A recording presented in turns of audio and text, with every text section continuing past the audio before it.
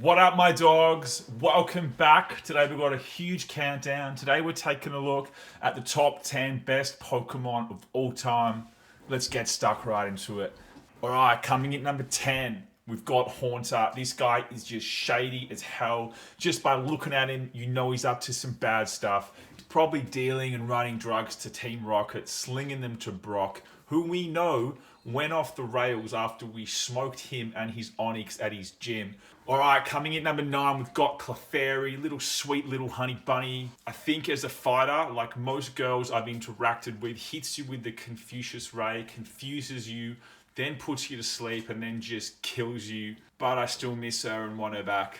Alright, coming in number 8, we've got Scyther. He has knives as hands, he has wings. What more do you want from a Pokemon? He'd be an epic pet, or a good bro to just hang out with on the weekends. Alright, coming in number 7, we've got Eevee. This one's so cool, I think, because it represents possibility. It can evolve into either Jolteon, Flareon, or Vaporeon, depending on which stone you give it. It's a bit like how my favourite part of a night out is always the prees. You're sitting around with your friends, having a few beers, talking about the possibilities of what can happen, and it's all in front of you. Anything can happen. Your night depends on which stone you use. You're always, however, meant to turn Eevee into a Jolteon. Having a powerful electric type Pokemon in Kanto is very important and helps you smoke the later gyms. Alright, coming in number 6, we've got Dugtrio. These are the fellas. You can find them in Diglett's cave. Look at the boys just hanging out, chilling with their heads out of the ground, just posting up. Definitely smash beers together, these boys. Giovanni had one. He was the former head of Team Rocket. He then got into a legitimate role as the head of the Viridian City Gym. I know Giovanni said he left Team Rocket and left a life of crime behind,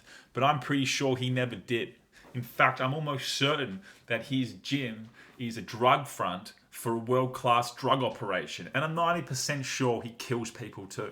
There is no way a criminal enterprise as big as Team Rocket, with all the plentiful resources it had, there's no way they gained their resources in a lawful way. There's no stock exchange in Kanto, so they can't have been doing clever investments in the equity market. They can't have even done insider trading because there's no stock exchange.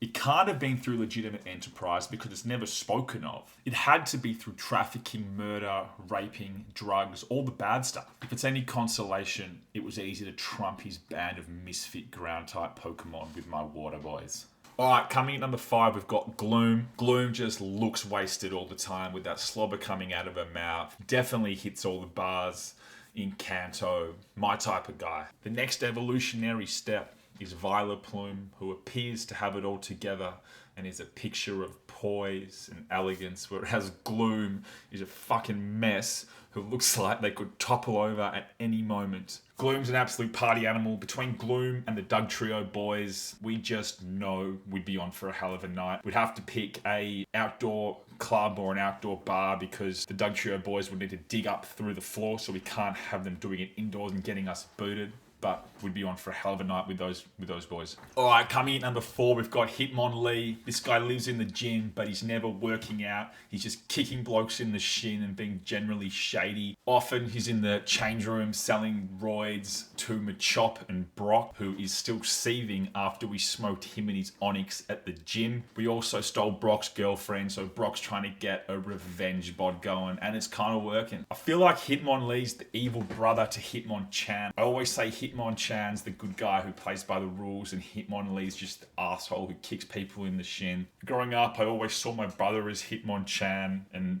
I was more of the Hitmonlee type of character. Alright, coming at number 3, we've got Hypno. This guy is a hippie. He's the crazy old guy at the beach. He's my people. He's not hypnotizing anyone but himself. He's a St Kilda local, born and bred, and he's never leaving. Why leave when you've got everything you need in a 5-block radius? He thrives during festival season, just walking around, being an operator, talking to the people, and everyone looks at him as a spectacle, thinking he's lost his mind. But he hasn't. It's them who have lost their minds. Hypno knows the world is flat. Hypno knows the Matrix was a documentary. Hypno knows the government is listening to everything we say through our phones. He sees all the strings. Him and Matty McConaughey from The Beach Bum would get along grandly. Alright, coming in number 2, we've got Snorlax. The big fella, 211 centimeters tall, 400 kilos heavy. We first meet the big fella when he's passed out after a big night, blocking the bridge, the cave, and one of the roots. He must have had a huge one. We can't wake him up by kicking him, by shaking him, by knocking him. He must have been up for days. You know he's a serious party animal because the only thing that wakes him up is when we play the poker flute, which we all know is code word for doof music. And then he's up and about and ready to fight someone. But yeah, Snorlax, good dude once you get to know him. All right, coming in number 1, we've got Tangela or Tangela, whatever you want to call it.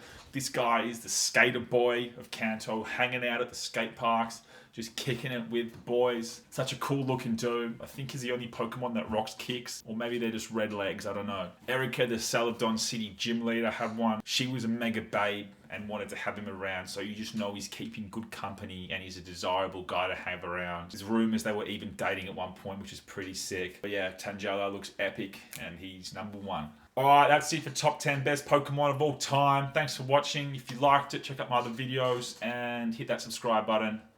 Thank you very much. I'll see you next time.